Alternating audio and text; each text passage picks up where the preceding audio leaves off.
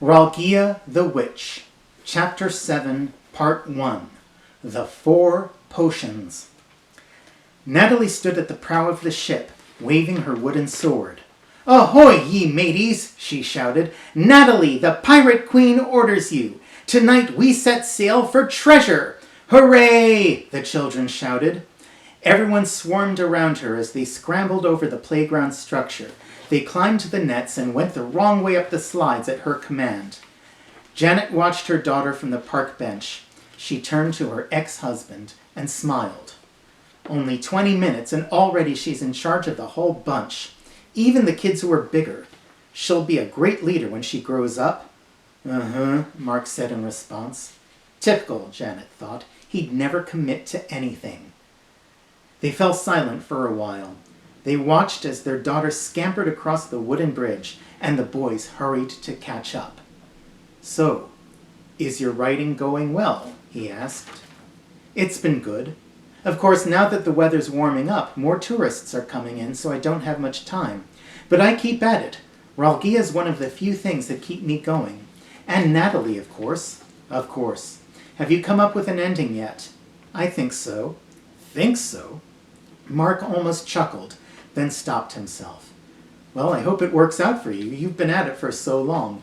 Now it was Janet's turn to play Mark's game.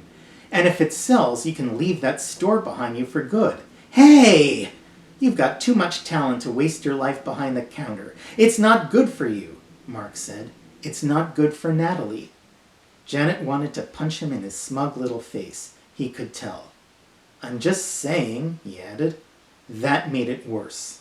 After everything he'd put her through, after what he'd put Natalie through, he felt he had the right to lecture her, the right to tell her what was the best for her daughter. It was all she could do to calm down. "It's funny that I'm writing fairy tales now," she finally said. "I was brought up on Happily Ever After.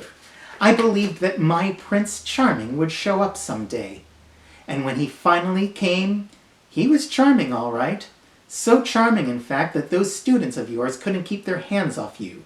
Are you still with that blonde, by the way?" "Yes," Mark said through clenched teeth. "She gets to sleep in what used to be our bed, in what used to be our house. We've been through this. I fell apart after that stunt of yours, and now that you've figured out that my life is a mess, now that you realize how I don't have the things in life that maybe I should, what's your brilliant solution?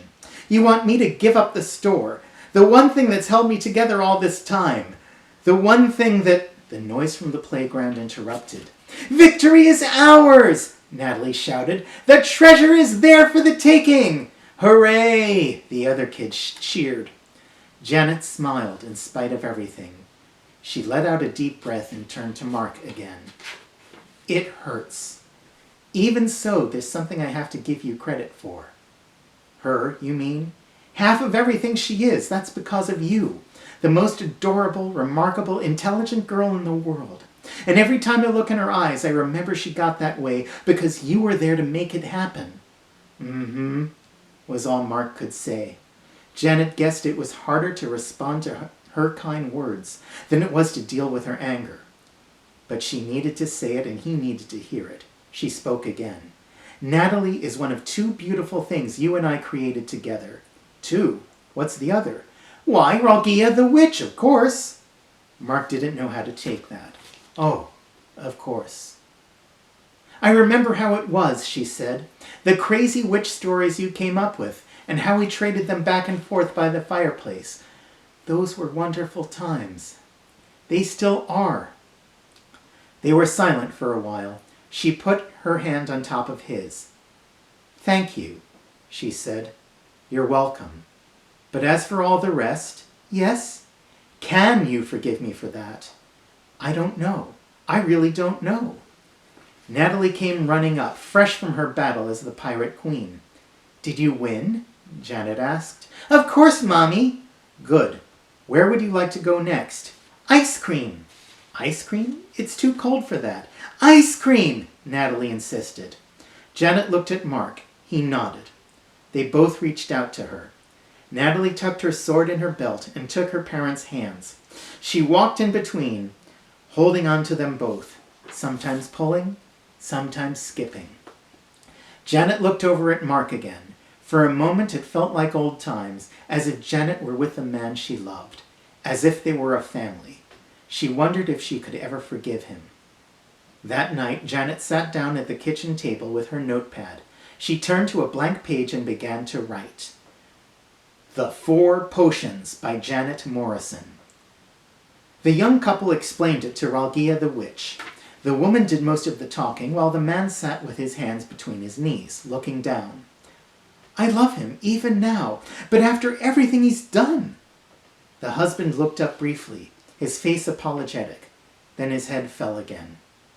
After everything he's done, Ralghia repeated. But the fact that he came with you today means, presumably, that you both want to do something about it? Yes, the husband said without looking up. Yes, the wife answered. It's not all his fault. He has to go into town every market day, and the other girls can't keep their hands off him. It's always been that way. I've seen it. But he encourages it, or at least he doesn't do enough to keep them away. So he spends time with them, and he comes home late, and she burst into tears. He tried to put his hand on her shoulder, but stopped, uncertain if it was the right thing. Ralghia noticed. So it's come to this, she said. Can you forgive him for that? Yes, I want to forgive him. And as for you, the husband looked up. Ralghia saw with her witch's eye that for a brief moment he was taken with desire, although she'd done nothing to make him burn. He fought that down, ashamed he could think such a thing, even now, even here. I see this is a special case. But I can do something for you both, Ralghia said. Then to the husband. Did you spend money on these girls? Yes. Then you must spend money here to restore the balance if you hope to save your marriage. How much did you bring? 70 zlotys. Pay me 50 zlotys. Place it on the table before you and put your hand on top of the money. The husband did as he was told. Ralghia stood up. So you both wish to end his infidelity. It just so happens I have what you need. It will take me a few minutes to retrieve it from my storerooms. While I am gone, keep your hand on top of the money and think about what you have done and what you are trying to do. That will give power to this transaction and strengthen the spell. You may talk if you wish. Ralghia left the room. The wife spoke up. You can do this, darling. I know. I love you, darling. I love you too. Ralghia returned with 3 bottles. Each was topped with a waxen seal, and each held a murky yellow liquid. I have these potions, she said as she set them on the table before the husband and collected the money. These will assist you and strengthen your character. Now that he had seen them, Ralghia picked them up and turned to the wife. This is the first potion, Ralghia said, holding out the smallest bottle. After dinner tonight, warm the bottle between your hands. Count to 10. Then break the seal and give the bottle to your husband. He will drink it all down, and then he will not be unfaithful to you. The minute Ralghia spoke those words, the husband and wife both knew that her words were the truth. This is guaranteed to work for 3 months, Ralghia told her. Only 3 months? That's enough time for your husband to cure himself of his defects of character, his bad habits, his behaviors and manners of speaking that draw other women to him, and he will hurry home to you rather than linger in the market. If, however, your husband lapses in his attentions, there is always this. Ralghia handed the woman the second bottle. This one was larger than the first, and the liquid in it was a shade darker. Same instructions. If your husband falters, then after dinner, warm the bottle in your hands. Count to 10. Then break the seal and present the bottle to your husband. He will drink it all down, and once again he will not be unfaithful to you. This time the potion will work for a full year. But be forewarned, this potion is more powerful than the first, and there is more of it this time. It is not to be taken lightly. I understand. Ralghia handed over the third bottle, larger than the others, and the potion in it was darker still. If, after a year, your husband fails again, give this to him. Once he drinks it, he will never be unfaithful to you, ever again for the rest of his days. However, this potion is far more powerful than the other two, and there is more of it. This is not a matter to be taken lightly, and should be used only as a last resort. Now you have your potions, and your husband has parted with 50 zlotys. But in order for the magic to work, you need to give up something too. Which is? Yourself. The woman gasped. To your husband, Ralghia added, give yourself to him completely and fervently, and he will never again doubt the charms of home and hearth. This means you will forgive him and you will trust him. Any prideful notions you will cast away. And if you love your husband, you will love your husband. Be thorough in your love each night, and the magic is sure to continue. I understand.